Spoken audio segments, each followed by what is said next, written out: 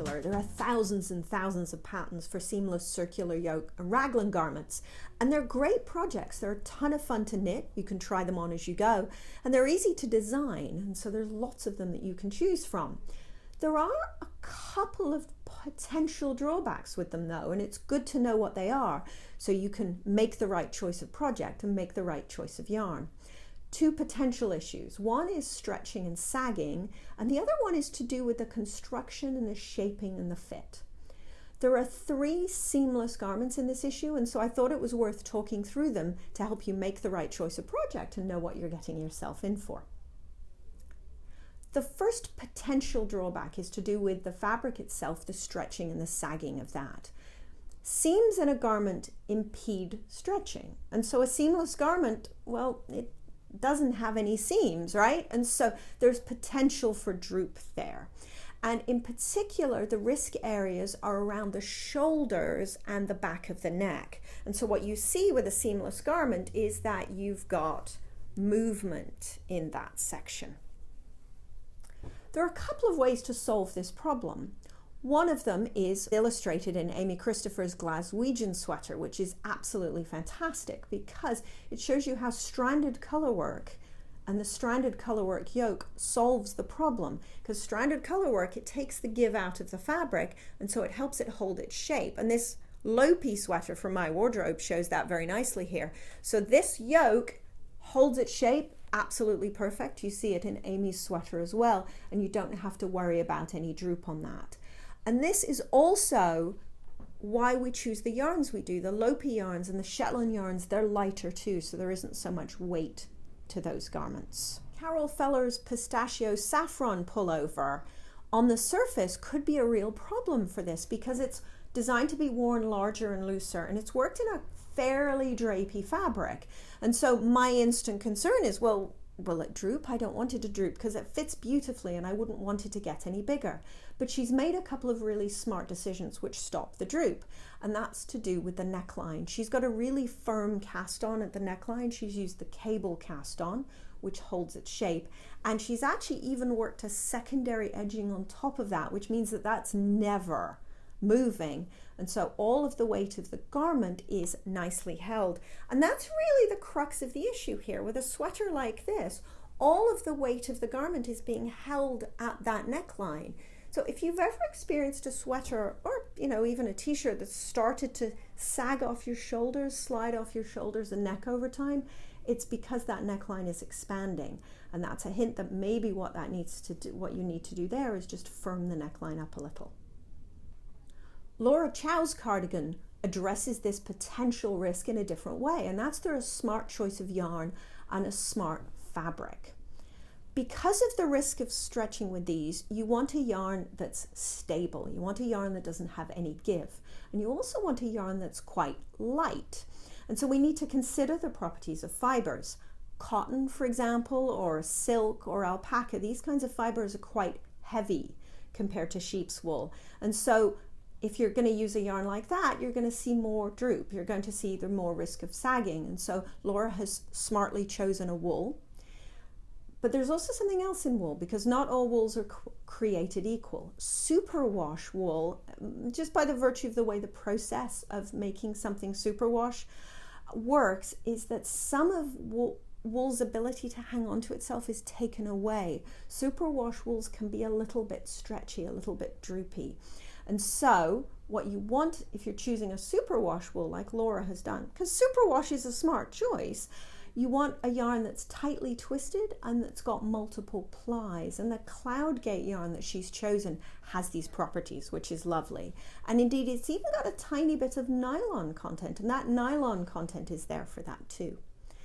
And we have to think about something called bounce back in wool. And if you're a sock knitter, you'll know what bounce back is, elasticity. It's the ability for that wool to give a little bit. It stretches out. If you're a sock knitter, as I said, it stretches out over the day, but when you wash it, it returns back to its original shape.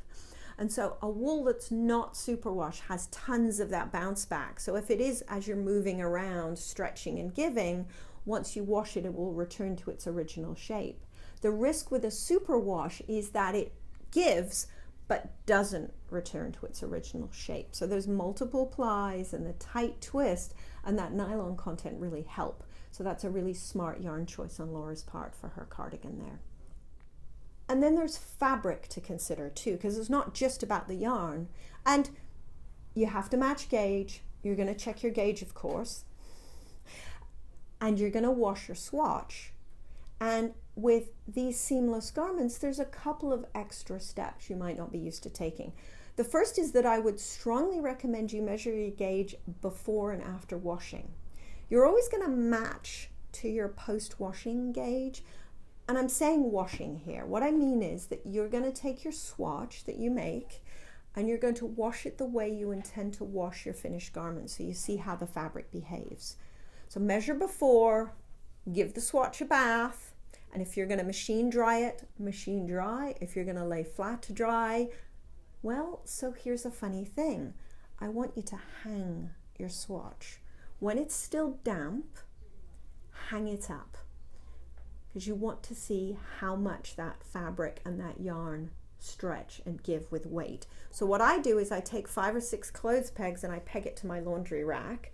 I've actually been known to pin it to a bulletin board, and once when I was in a hotel, don't tell the hotel staff, but I safety pinned it to the shower curtain and let it hang and dry to get a sense of whether it's going to grow any. And if it does stretch significantly with drying, then that's a sign that maybe this is not a good choice for seamless garment knitting, because it's got no ability to hang on to itself. Incidentally, this gives you a good sense of bounce back too, because if it did sag, wash it a second time, lay it flat to dry, and then you can see how it's behaving. So it's an interesting test actually, if you want to see how your fabric is going to behave. So we've made a swatch, we've washed our swatch, we've hung it to dry to see how it's going to behave, and we are going to make sure we're matching gauge. And it's not just about numbers, it's about fabric. You want to make sure it's a good, stable fabric for garment knitting. So gauge of a yarn isn't really an absolute thing. We tend to treat it as such, but you can actually knit any yarn at any gauge. I've got 3 swatches here. These are 3 really different yarns knitted all to the same gauge, and I would say only one of these is really appropriate for garment knitting. What we've got here is a fingering weight yarn knitted on super large needles, and this fabric is sloppy. This has actually been washed and blocked and steamed, and it's still pretty sloppy looking. And it also fails what Amy Herzog calls the poke through test. I can poke my fingers through this. The stitches and the fabric are inherently unstable. This will not make a good garment. It won't look good, and it also won't hold its shape. This one is a chunkier weight yarn, and from my perspective it looks dense, which is good, but it's going to be a bit stiff. It's not going to hold nicely on my body. The sleeves will puff out and it won't be good. What I've got here is I've got a fabric worked at a gauge that matches the garment pattern and also feels good. It feels a little bit dense, it feels resilient, but it's still got some movement to it. So it's not just about matching those absolute numbers, but it's about finding a fabric that is going to provide you a garment that is going to wear well over time. And indeed, those dense and those resilient fabrics and those tightly twisted yarns I'm talking about, those also impede pilling too. So the garment will not only hold its shape longer, but it will look better for longer.